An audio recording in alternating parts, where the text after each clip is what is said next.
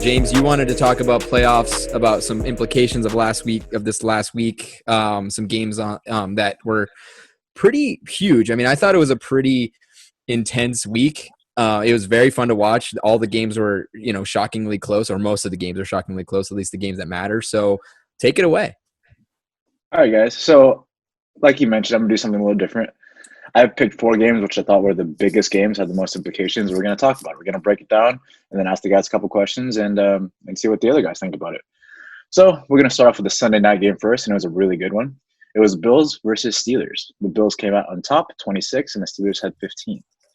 Big Ben went 21 for 37 for 187 yards, 2 touchdowns and 2 interceptions, while Josh Allen went 24 for 43 for 238 yards, 2 touchdowns, 1 interception, and also added 6 carries for 28 yards. Josh Allen is the real deal. I mean, Alex called it early on. He's good. He's not picked apart 2 great defenses in the last 2 weeks, and that's the Niners and the Steelers. Pittsburgh's run game looked horrendous, and they've been struggling as of late. They only put up 47 yards and 17 carries for the entire game. The Bills, on the other hand, looked really good. They had 104 yards rushing. However, the biggest storyline is Stephon Diggs. He went off. He had 130 yards on 10 receptions and a touchdown, and now he leads the league with 100 catches. Crazy. The Bills' offense actually pretty stagnant to begin the game, but then when they started going to Stephon Diggs, they went crazy, and that's how they won the game. The Bills will clinch the division for the first time in 15 years because they're in the Patriots division if they win any of the next 3 games, and it's looking very likely because they play the Broncos in one of those 3 games. The Steelers, on the other hand, had already clinched the playoff spot before the game even kicked off, but they're still going to fight to keep that number 1 seed. The Bills improved to 10-3, while the Steelers were sent to 11-2. Both really good records. So, Alex, I have a couple big questions for you because you're the big Josh Allen guy. What do you think about this Stephon Diggs trade? Did you think it was a fair trade, or is there somebody who came out on top? Let me remind you guys real fast. This is how the trade works. The Bills got Stephon Diggs and a 2020 7th rounder, while the Vikings got a 2020 first rounder, which was Justin Jefferson, a 2020 5th and 6th, and a 2021 4th. So, Alex, what do you think? I mean, the Vikings are fighting for a playoff spot. They may or may not get in. The Bills are obviously getting in. They're going to win the AFC East. I mean, Jefferson's had a great rookie season for the Vikings, but he's no Stephon Diggs, obviously, who's now leading the league in catches, like you just said. I think it's too early to tell if one team won or lost. It kind of depends on what happens with that next pick for the Vikings. But as of right now, seems like the Bills are pretty happy with the turnout of that trade. If you were to build your team around one receiver, would it be Stephon Diggs or Justin Jefferson, given their age right now? I mean, it's got to be Stephon Diggs just with his track record. Jefferson's got a bright future, but Diggs is the star right now. Okay. Going over the Steelers here, they recently changed their offensive scheme. They went from airing it out with Big Ben and throwing deep passes to short passes to allow their playmakers to run and make up the yards. It hasn't looked like it's been working as of late. So do you think they should continue with this scheme, or should they go back to the offense they had 2 years ago? I mean, it all comes down to whether Big Ben has the arm strength to do it anymore. He's, 38, 39, something like that. He's had a bunch of injuries. If he can get – their wide receiver core is legitimate. They are a top 5 wide receiving core if they're healthy and good. If Ben's healthy, air it out. It obviously worked in the first 10 games. Hasn't worked in these last 2. You got to change it up, obviously, because it hasn't worked. One of the other big storylines is the fact that Deontay Johnson had 7 drops for the Steelers. So that doesn't help you either. And then last question, Alex, are the Steelers the real deal? They're 11-2, but they've had an extremely easy schedule and haven't looked great in their wins. No, they are not, but the Bills are the real deal. Second best team in the AFC. I expect them to be in the AFC Championship game. Okay. Heard it here first. Mafia. James, I don't know if I'm going to steal this question, but I want to ask you both. Do the Browns have a chance to beat the Steelers and take that divisional spot? If they had won last night, yeah. I still think they do. What a fucking game. Not the divisional spot. They're not going to win the divisional, but they will sneak in on the wild card, possibly. I got a quick burning question. Did Lamar Jackson have bubble guts or cramps? Dude, he had cramps, bro. And how come he ran didn't- he out didn't- and he was fine? I heard he had bubble guts. Did you see that thing where he had like a little IV thing going on? dude, He's patched up. Like, dude, you know, he was IV'd up. He was Bubble crazy. guts. Bubble. Oh, you know, if you want to go with the cool storyline, he had to take a shit. Yeah. Yeah. Okay, moving on to another game, and it was possibly the biggest upset of the week or the season, depends on how you look at it. We're going to talk Saints and Eagles. The Eagles and Jalen Hurts beat the Saints 24-21. In his first start, Hurts went 17 for 30 for 167 yards and a touchdown, but also summoned his inner Lamar Jackson and added 18 carries for 106 yards. Taysom Hill and the Saints went 28 for 38 for 291 yards, 2 touchdowns, and 1 interception, while adding 5 rushes for 33 yards. So the biggest thing here is that the fact that the Eagles changed their offensive scheme. They ran a lot more RPOs this entire game, which unlocked the rest of the offense and allowed Jalen Hurts to run free. And this also allowed Miles Sanders to put up a monster day. The dude had 14 Ks for 115 yards and 2 touchdowns. It also helps that the Eagles have most of their offensive weapons back except for Deshaun Jackson. He's the only person that's really injured for that receiving core. The Saints have clinched their playoff spot, but are still in the running for first in the NFC, and that means that's a first-round bye for playoffs. Drew Brees is set to return. He's right around the corner. He could be this week or next week. I don't really know. It really depends on him. So look for them to make a push for that first-place spot, which Green Bay has, I believe. Tyler, as a resident Eagles fan, I have a couple questions for you. What do you think about Jalen Hurts in this game? Loved it. I mean, I think it was a breath of fresh air, I think, for Eagles fans to actually see a quarterback actually do his job well. I think it was pretty great.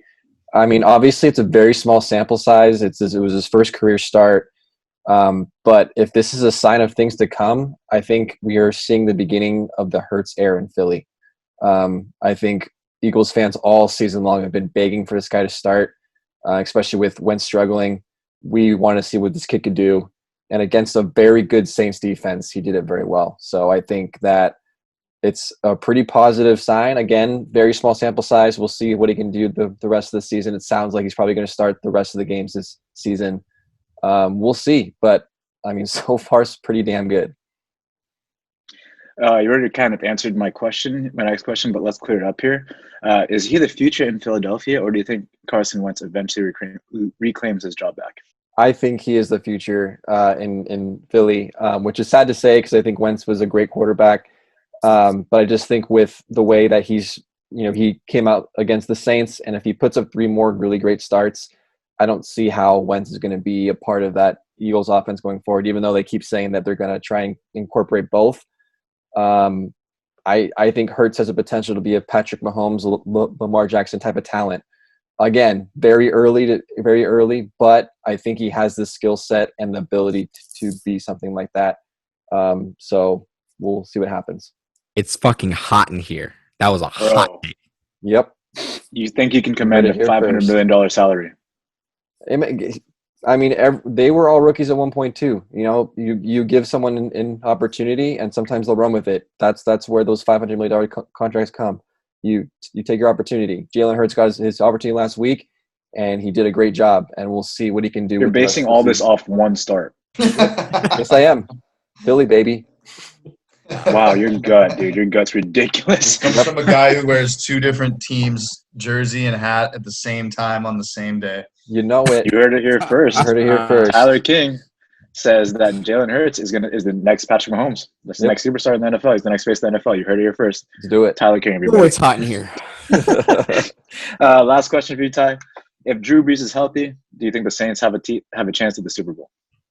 Absolutely. I think the Saints are still a very good team. I think their defense is really good. I think overall, offensively, they've obviously dealt with a lot of injuries and a lot of kind of inconsistencies, but I still think the Saints are one of the top class teams in the NFC. Okay. Thanks for that, Tyler. Moving on to the next game, we got the Chiefs and the Dolphins. The final score of this one is Chiefs 33, Dolphins 27. It was a one-score game. Kind of surprising. The Chiefs started out super, super slow. They were down 0-10 in the first quarter. Patrick Mahomes had 3 interceptions for the very first time in his career. When you're looking at the stats here, Mahomes went 24 for 34 for 393 yards, 2 touchdowns and 3 interceptions, like I just mentioned. Travis Kelce had 8 receptions for 136 yards and a touchdown. On the Dolphins side, Tua Tagovailoa went 28 for 48 for 316 yards, 2 touchdowns, and an interception. And rookie Lynn Bowden Jr. had a breakout game for 7 receptions and 82 yards. Miami's defense is elite. Brian Flores did a really good job constructing the squad in the offseason. And although the stat line doesn't show it, they were giving the Chiefs fits all game. But the Chiefs are just too talented. Any other team, they might have dominated. The biggest storyline here is the Dolphins' injuries. Devontae Parker went out in the first quarter with a leg injury and never returned. Mike Gesicki went out in the second half with a shoulder injury.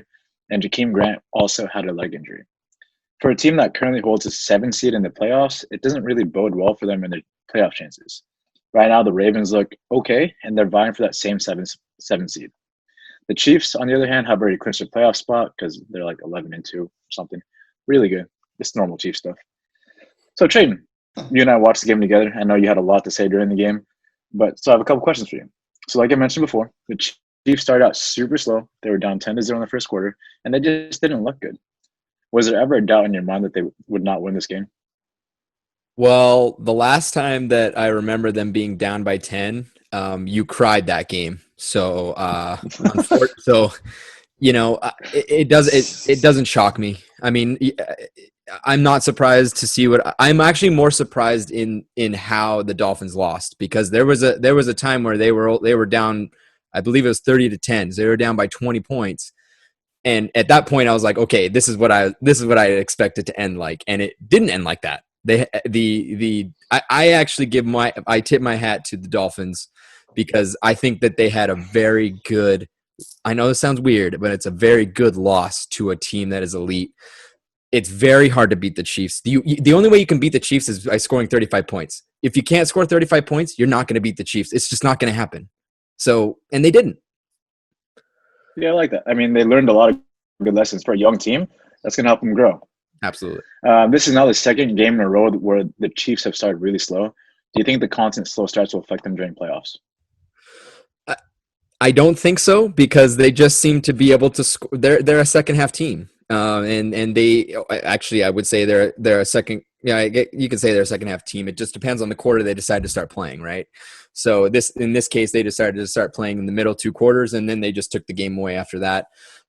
In the fourth quarter, they could have easily given it up. Like that was a little scary, I'm sure. But like I said, you have to be able to score 35 points against this team, because if you think that you're going to go into the second half winning by 10, good luck finishing that game. Do you think the Dolphins make the playoffs this year? Do I think so? I don't know. It's going to be tough for them, especially with that loss. Do I really want them to? Watching them play was awesome to see that team has really come in strides. I mean, that Dolphins team, 4 years ago, if I told you that they took the Chiefs to a 33-27 game, you would be like, 3 years ago, you'd be like, fuck you. There's no fucking way. And they did. And they looked good doing it. And again, they had the injuries like you mentioned. So I hope that they can make the playoffs, because it's fun to see a team from that division do so well. I know that the Bills are as well, but the Dolphins, there's not just one team in that division anymore. There's actually a few teams in that division. The biggest thing that you said, it would be nice to see them, because last year it took them like 2 months to win a game. It was tank for Tua, and they didn't tank for Tua because they won at the end, but still got Tua anyway. So it's poetic. It's really cool.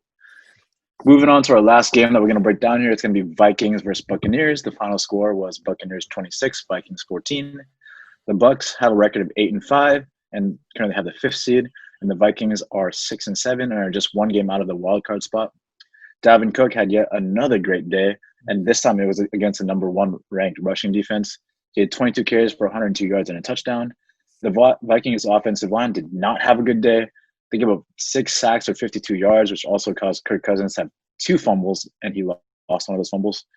Tom Brady had a stat line of 15 for 23 for 196 yards and 2 touchdowns, which, it produces a really good QBR, and the stats are great, but he doesn't pass the eye test. I mean, with the weapons he has and the offensive line he has and the scheme that he has, he should be doing so much better. One of the things to really look out for is Leonard Fournette. The dude was a healthy scratch. He didn't even make the lineup card. It's a situation to monitor if you're a fantasy owner. It doesn't look like he's going to have a future with the Buccaneers much longer. Eric, Big Kirk Cousins guy over here. Got a couple questions for you. So, in this game, the kicker, Dan Bailey, missed all of his kicks. 3 extra points and 3 field goals and 1 extra point, equaling 10 points. So, was this loss the kicker's fault, or do you expect more from Dalvin Cook, Kirk Cousins, and Adam Thielen? Mainly the kicker's fault. This is why. Well, the story of the game was Joe Buck on like this third kick he missed. Good snap, good hold, and the kick not even close. Like that third kick was just like way to the left. But he literally killed their momentum. They rolled down 2 different times in the very beginning of the game, and he missed the extra point right off the bat. And then their second drive, they're rolling down, just dominating on offense. Cousins actually looked good, and he misses another kick. Every time he missed a kick is like when they had momentum going. So I think 90% of it is his fault, and the other 10% is Kirk Cousins, because he's just not that good, people. I told you here 6 months ago, and I'm going to tell you 6 months again from now, he's okay. He's not that good. He's still better than Mitch Trubisky. But that's besides. Yeah, probably. Would you have cut Dan Bailey on the spot? Well, I mean, I feel like the Vikings have lost other games this year that they should have won. So this game is on him, and they're still not going to make the playoffs. And it's not because of this game. It's because of other games that they probably should have won. Okay. That plays into my next question here. I wanted to ask you, who do you think is going to make the playoffs? Is the Bucs, the Vikings, or both?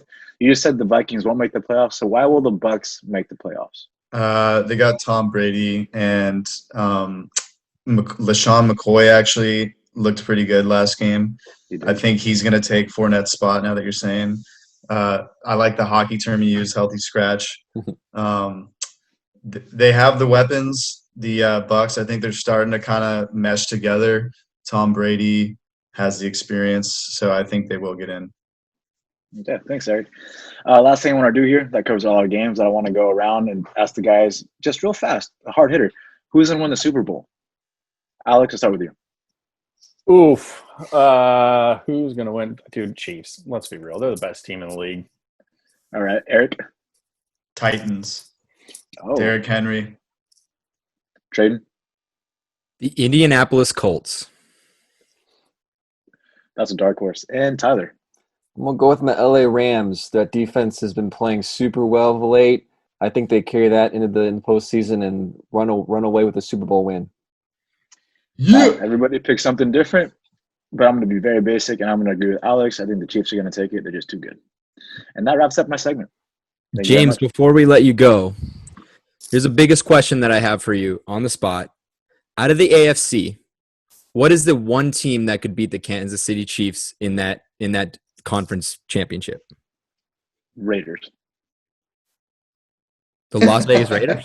Yeah, dude, that's their kryptonite. If they were in the game, yeah. If they make it, that's their kryptonite, man. Because simply the Raiders can actually put up enough points to beat the Chiefs. That's it. That's all it is. It's because they've done it before. Got you. It's possible. I like how you went around the horn. We all had different answers. I'm just going to say I have the Colts. Why? Because they actually have a pretty solid defense, and I do think that their offense is coming along. I do think that they could beat the Chiefs in that conference championship. But I digress.